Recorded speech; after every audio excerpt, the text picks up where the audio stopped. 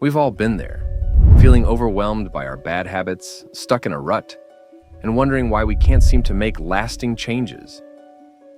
You dream big around the new year, and coming up with life-changing resolutions often gives you a rush of motivation that is short-lived. Before you know it, you're back to lying awake at night, worrying about unfinished tasks and missed opportunities. The idea of having a balanced life where you feel accomplished at work, enjoy your hobbies, and spend quality time with family and friends seems so far out of reach, but it's more attainable than you think. What if I told you that the secret to transforming your life lies in the smallest of changes? Today I will reveal the secrets, disclosed in James Clear's bestseller Atomic Habits, and actionable steps you can take today to unlock your potential and achieve that balanced, fulfilling life you've longed for. First, you need to understand the surprising power of atomic habits. Small habits make a huge difference. Tiny changes can lead to remarkable results over time. Even a 1% improvement each day can lead to significant progress over a year. Consider the following to put this into perspective.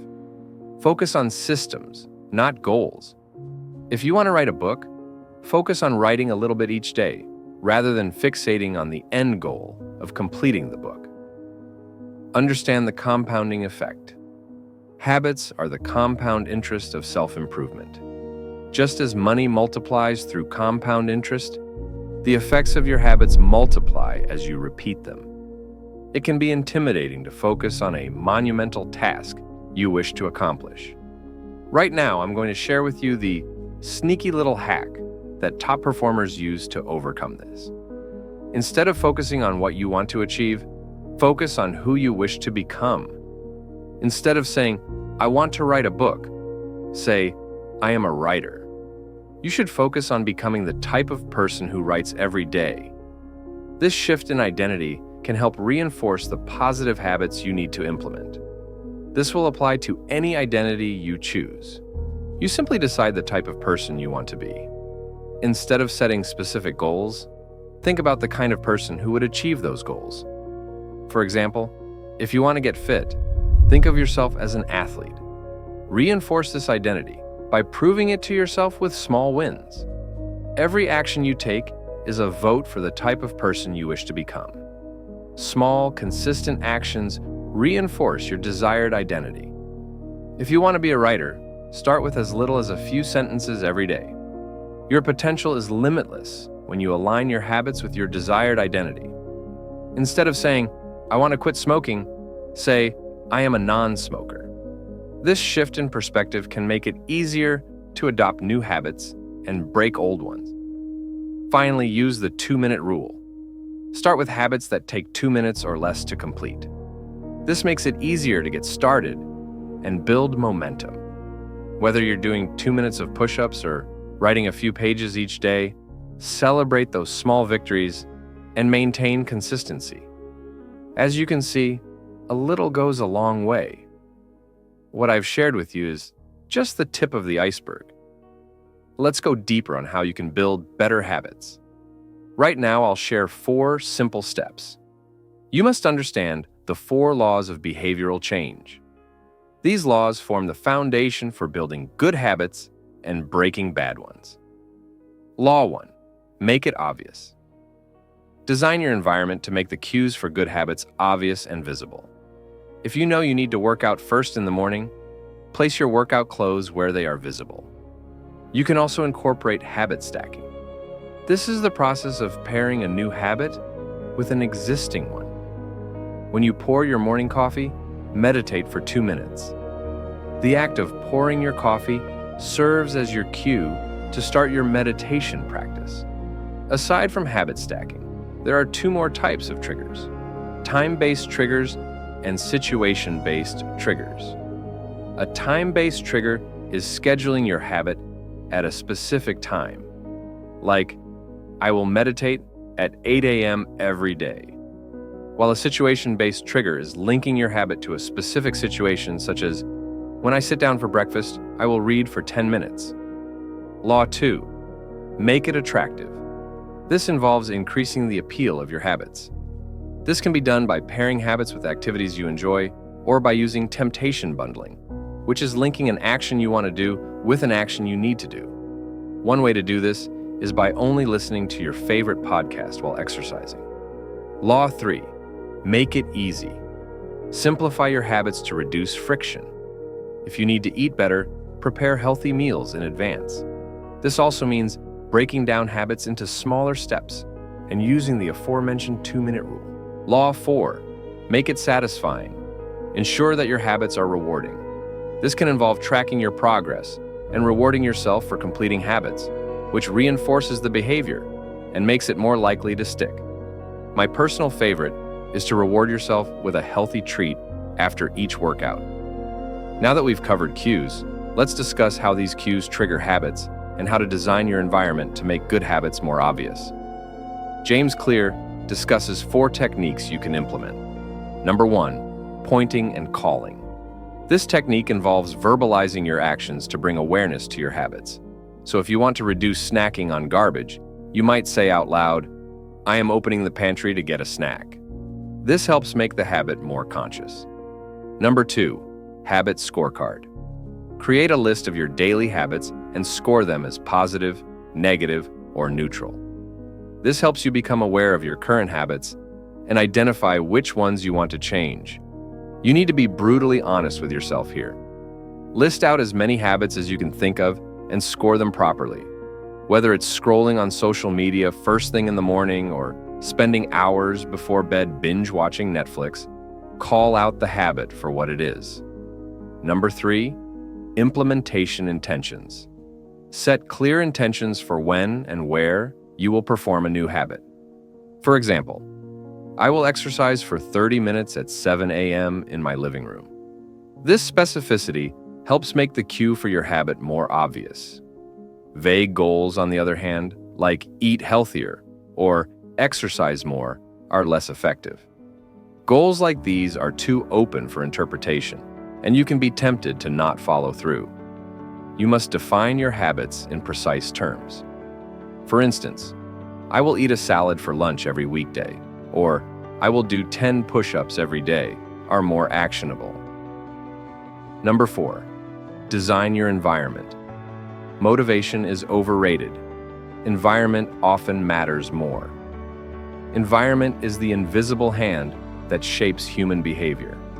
Think about how difficult it would be for you to lose weight while your cabinets are filled with loads of processed garbage and junk food. It only takes one day of running late to that meeting for you to rationalize foregoing a balanced breakfast and settling for that pack of Oreos in the pantry. Willpower is a perishable resource. Here's where you want to implement the 3rd law of behavior change and make it easy. When designing your environment, there are a few key ideas to remember. The last one I will provide is the most important for stopping bad habits. Design your environment to make good habits easier. If you want to drink more water, place water bottles in visible and accessible places around your home. Create a dedicated space to perform the habit you wish to implement. If you know you need to work out, create a dedicated workout space in your home. This helps your brain associate that space with the habit, making it easier to get started. If you want to start a new habit of meditating, place your meditation cushion in a spot where you will see it right after you finish an existing habit, like brushing your teeth.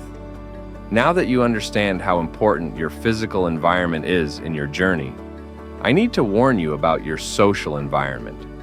Your social environment comprises the people you interact with regularly and is far more powerful and influential. Peer pressure and social norms shape your behavior more than you may realize. Think about your circle of friends. I'm not just talking about associates you see infrequently. Think about your inner circle, the people with whom you spend the most time. You probably adopt a lot of habits from the people closest to you. To leverage the power of your social environment, you should choose your inner circle wisely. For instance, if you want to be fit, spend time with people who prioritize fitness.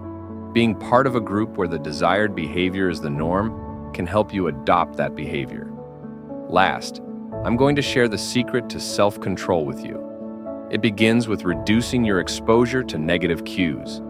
If you want to eat healthier, keep junk food out of your house, or at least out of sight. I explained before that willpower is a perishable resource. If you really want to quit a bad habit, you should to make it impossible, or at least very difficult, for you to perform this habit. This could involve creating a ridiculously long password for certain applications on your phone if you want to reduce screen time. Force yourself to dig out the password from a location that is not easily accessible, like a safe. Leverage technology by using a habit tracking application to monitor your progress or set reminders for your new habits. They say old habits die hard. Thinking about all the bad habits you want to drop can be overwhelming. However, identifying and addressing the root causes of bad habits makes the process easier. The first step is to understand cravings and their source. Cravings are manifestations of deeper underlying motives. They signal a gap between your current state and a desired state. Reflect on what triggers your bad habits. Is it stress, boredom, or something else? Understanding the trigger can help you find healthier alternatives. If stress is the trigger, prioritize stress management. If boredom is the trigger, fill that time with a productive hobby. Once the trigger is understood, reframe your mindset. Shift your mindset from "I have to" "I get to." This positive framing can make habits more appealing. For example, instead of thinking "I have to exercise," think "I get to exercise and improve my health." This practice of reframing your thoughts to view habits as opportunities rather than obligations can make it easier to stick to positive habits. Next, establish small rituals to trigger desired habits. These rituals can condition your mind to associate certain actions with specific outcomes. For instance, taking 3 deep breaths and smiling before starting a task can set a positive tone. Consistently performing these rituals can help reinforce the habit over time. More often than not, the habits you are trying to adopt are difficult, painful, or a burden to say the least. Your body may have taken far too many hits of cheap dopamine, and you don't feel driven to accomplish your goals anymore. It's the main reason we struggle with them. Fortunately, there are ways to make these habits irresistible. We previously covered temptation bundling and making it rewarding, but there are 2 more powerful techniques to make these habits more appealing to you. First, focus on the positive aspects of the habit you want to build. For instance, if you want to start eating healthier, think about how good you will feel and the energy you will have, rather than what you are giving up. You can even think of the confidence boost you will have after losing that excess weight that you've been shamefully hiding under your shirt, even at the pool. Second, develop a routine that gets you in the right mindset before starting your habit. This could be as simple as listening to a favorite song or doing a quick meditation to boost your motivation. Now that you have the wisdom to transform your life, I want you to keep one last thing in mind. Walk slowly, but never backward. If you're anything like me, you've probably got a lot of goals you wish to accomplish. It can be overwhelming thinking about it all at once, so you take the time to plan and strategize accordingly. It may seem like doing this is productive, but it doesn't produce results. Understand the difference between action and motion. If you are just planning and strategizing, you are in motion, but not delivering the desired results. Action, on the other hand, involves concrete steps towards your goals. Don't get so caught up in the motion that you procrastinate on taking action. Determine which action you need to take and focus on repetition over perfection. Doing something consistently here is more important than doing it perfectly. In the book, James Clear uses the example of a photography class, where students who focused on quantity, taking many photos, produced better work than those who aimed for a single perfect photo. So rather than intense, infrequent workout sessions, you could begin with a short daily workout. Embrace the imperfection. Start now and improve as you go. Accept that mistakes and failures are part of the learning process. all while tracking your progress based on the actions you take, not just the outcomes.